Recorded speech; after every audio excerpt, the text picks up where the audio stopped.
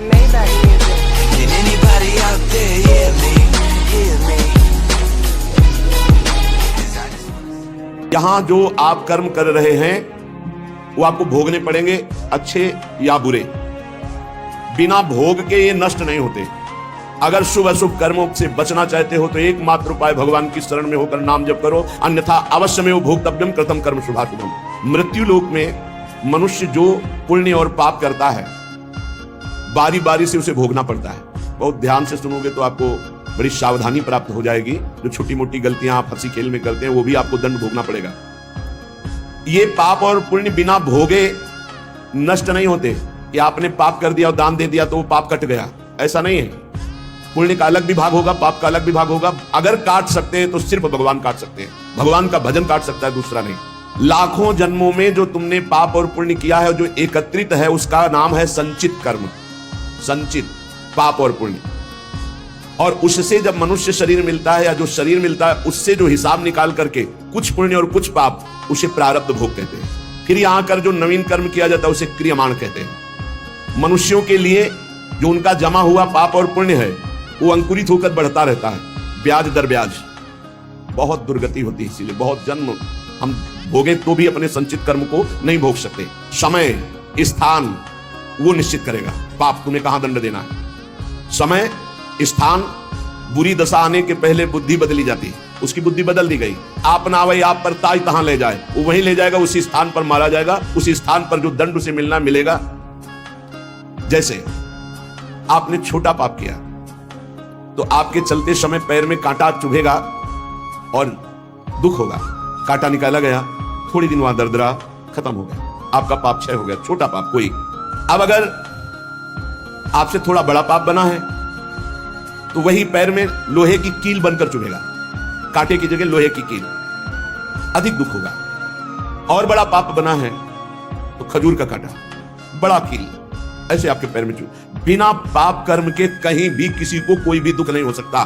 सिर में दर्द होना, आजीवन पूरे जीवन सिर का रोग हो गया कि वो दर्द ही होगा 2-4 दिन में, 10 दिन में, पाप का। अपथ्य भोजन, सर्दी सहन न होना, गर्मी सहन न होना, हर समय हृदय जलते रहना, पाप का लक्षण।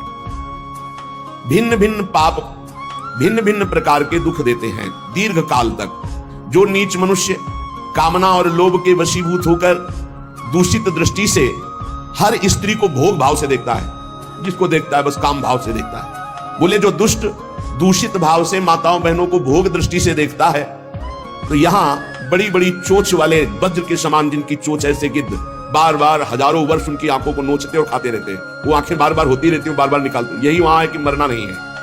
उनकी दोनों आंखों को वज्रतुल्य नरक के पंछी बार बार निकालते हैं और खाते हैं, और उनके पुनः नए नए नेत्र उत्पन्न हो जाते हैं। इस पापी को पलक झपकने तक के लिए विश्राम नहीं मिलता, निमिष तक के लिए कि थोड़ा चैन मिल जाए, महान दुख होता रहता है। हजारों वर्ष तक उसको इस नेत्र दर्द पीड़ा भोगनी पड़ती है। और फिर जब मृत्युलोक में जन्मता है तो नेत्र रोगी पैदा होता है। यहां पैदा होगा नेत्र रोगी, या नेत्र ही नहीं है या नेत्रों में दिखाई नहीं दे रहा, कई तरह के व्यवधान, जिन्होंने नेत्रों का दुरुपयोग किया। अब जिन लोगों ने, जिनको तुम देख रहे हो इनकी जबान काटी जाती है, बार बार जबान नोची जाती है, ये वही लोग हैं जो शास्त्र का गलत उपदेश किए हैं, गलत अर्थ किए हैं, अपनी वासना की पूर्ति के लिए शास्त्र का गलत प्रयोग किए हैं। जो किसी को गलत सलाह दी है तो इनकी जबान बार बार छोटे छोटे हिस्से में तलवार से काटी जाती है। शास्त्र का उल्टा अर्थ बताया, उसकी जबान को वहां हजारों वर्ष काटा जाता है। खिलवाड़ नहीं, प्रश्न उत्तर कर देना। अगर आपका उत्तर गलत है तो आप नरक जाएंगे। प्रश्न करता तो आप पर श्रद्धा करके पूछ रहा है और आपने मनमानी उत्तर दे दिया और वैसा आचरण कर दिया तो उसको पाप नहीं लगेगा, पाप आपको लगेगा क्योंकि आपने आदेश किया है और आपकी दुर्गति हो जाएगी। इसीलिए अनाधिकारी को जब जनक जी महाराज विदेह राज ने पूछा, निमि जी ने नौ योगेश्वरों से कि मैंने यही प्रश्न कर्म के विषय में सनकादि से पूछा था, वो मौन थे, कोई उत्तर नहीं दिया, क्यों? तो बोले उस समय आपका ज्ञान जागृत नहीं हुआ था, आप उस समय अनाधिकारी थे, कर्म का बड़ा सूक्ष्म विषय होता है, इसीलिए मौन थे। ऐसा नहीं कि हर प्रश्न का उत्तर फटाक से दे दे, और वो गलत है अगर उत्तर तो शास्त्र सम्मत नहीं है तो उत्तर देने वाले को नरक का दंड मिलेगा, उसकी जबान हजारों वर्ष वहां काटी जाएगी। जो शास्त्र का गलत अर्थ करता है, जो शास्त्र को अपनी वासना पूर्ति के लिए घुमा करके बोलता है, जो किसी को बुरी सलाह देता है, उसकी जबान यहां काटी जाती है, जो देख रहे हो।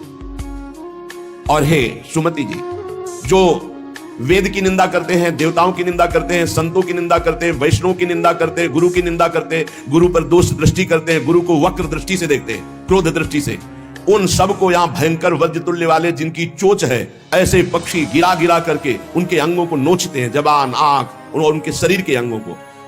जितने निमेष तक उनके द्वारा ये जिह्वाजनित पाप हुआ है, उतने 1000 वर्ष तक उनको पक्षी नोचते हैं।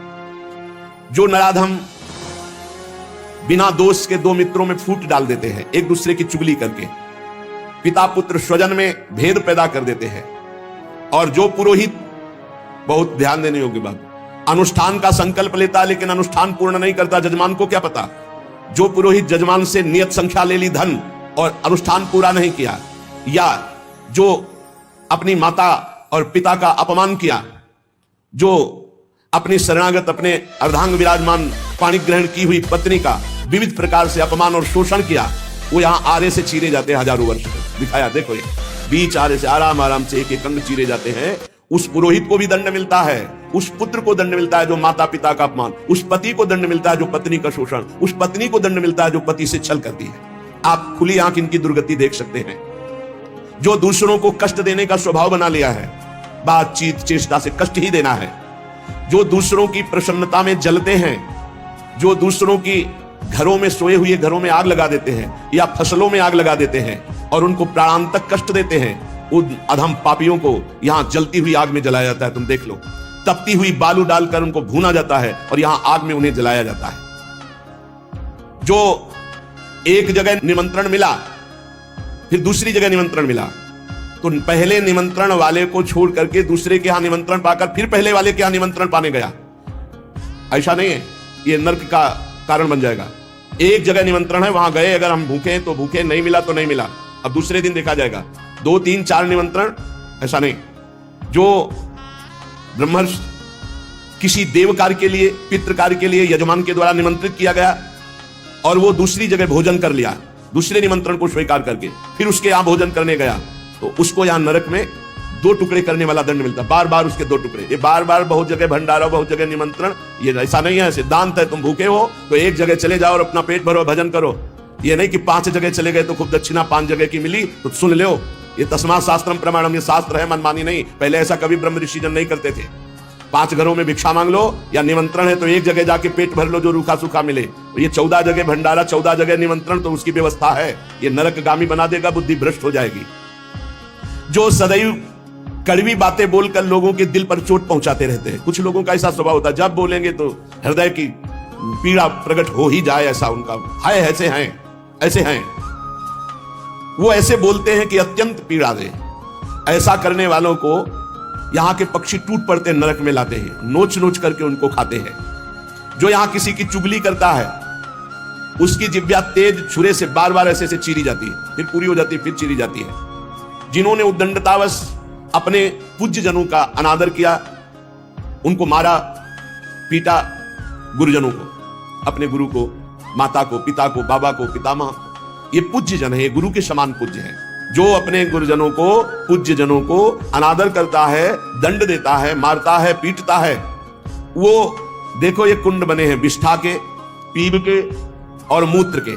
मूत्र का कुंड, विष्ठा का और पीब का, नीचे करके मुख उन्हीं कुंडों में डाल दिया जाता है, ऊपर से पैक कर दिया जाता है। हजारों वर्ष वही खाओ वही सड़ो, कितना भयानक कष्ट है। नीचे के मुख करके उसमें डाल दिया जाता है। जो लोग भोजन बनाने, बहुत ध्यान से सुनो, भोजन बनाना उद्देश्य रखो, यज्ञ है, यज्ञ के लिए भोजन बना रहे हैं। सबके हृदयों में भगवान है, पहले भोग लगाओ श्री भगवान का, फिर दरवाजे पर निकलो और आसपास झांक के देखो, कोई पशु पक्षी, कोई मनुष्य, कोई संत महात्मा, कोई भूखा तो नहीं दिखाई दे रहा। अगर एक गाय है, कुत्ता भी है, तो घर से जाओ, रोटी लाओ, पहले उसे डालो, भगवत स्वरूप मान करके पहले। फिर अपने घर में जो बड़े बूढ़े हैं, सबसे पहले उनको पवाओ, बच्चे जो हैं उनको पवाओ। अच्छी अच्छी चीज तुम पालो, बड़े बूढ़े नहीं, अभी आगे आएगा, उनको भी दंड मिलता है। तो जो रसोई बनाए तो उसे भाग लगाना चाहिए, देवता का भाग, अतिथि का भाग, कौवे का भाग, गाय का भाग, और अपने जो पूर्व के बुजुर्ग जन हैं पहले उनकी सेवा। अच्छा, जो भी रसोई बने, भगवान का भोग लगाया, दरवाजे तक गए, अतिथि को देखा, एक गौ के लिए ग्रास निकाला, एक कौवा पक्षी आदि के, जरूर जरूर ये नहीं निकालोगे तो पाप है। गीता जी में कहा, जो अपने लिए पका के पाता है वो पाप पाता है। तो जो अभ्यागत अपने बुजुर्ग और अतिथि अब कोई साधु महात्मा आया, माना कोई भी हो, वो दरवाजे में पुकारा, राधे श्याम, आप छुप नहीं सकते, आपको निकलना पड़ेगा। हाँ राधे राधे, क्या चाहिए, क्या सेवा करूं आपकी? आप जल पिएंगे, आप भोजन पाएंगे? नहीं मुझे पैसा चाहिए। वो नहीं दे सकता, खत्म किया, आपका आदर हो गया। आप मृदु वचन में इतना तो बोल सकते हैं, राधे श्याम, आप इतना बोल सकते हैं, आप जल पिएंगे, आप रोटी पाएंगे, भोजन प्रसाद पाएंगे। नहीं मुझे रुपया चाहिए, नहीं मेरी श्रद्धा नहीं, मैं नहीं दे सकता, सामर्थ्य नहीं है, श्रद्धा नहीं है, कुछ भी आप कह दो उस पर चलेगा, पर आपको निकलना चाहिए। यदि आप छुपे रहे हो, आपके कान में आवाज आई आपके दरवाजे से भिक्षुक वापस जा रहा, तो आपके सुकृत नष्ट हो जाएंगे और आपको पाप लगेगा। ये धर्म है, अतिथि देवो भव। देना ना देना वो आपके ऊपर की बात है, लेकिन मृदु वचन, जल और भोजन, ये तीन तो प्राय सब, नहीं कुछ है एक फल दे दे। अगर वो कहता है मुझे भूख लगी है, तो आप वहीं गेट के बाहर बैठिए, परिचय नहीं है इसलिए, घर में जो सदस्य पुरुष वर्ग का उससे 2 रोटी भेज दीजिए।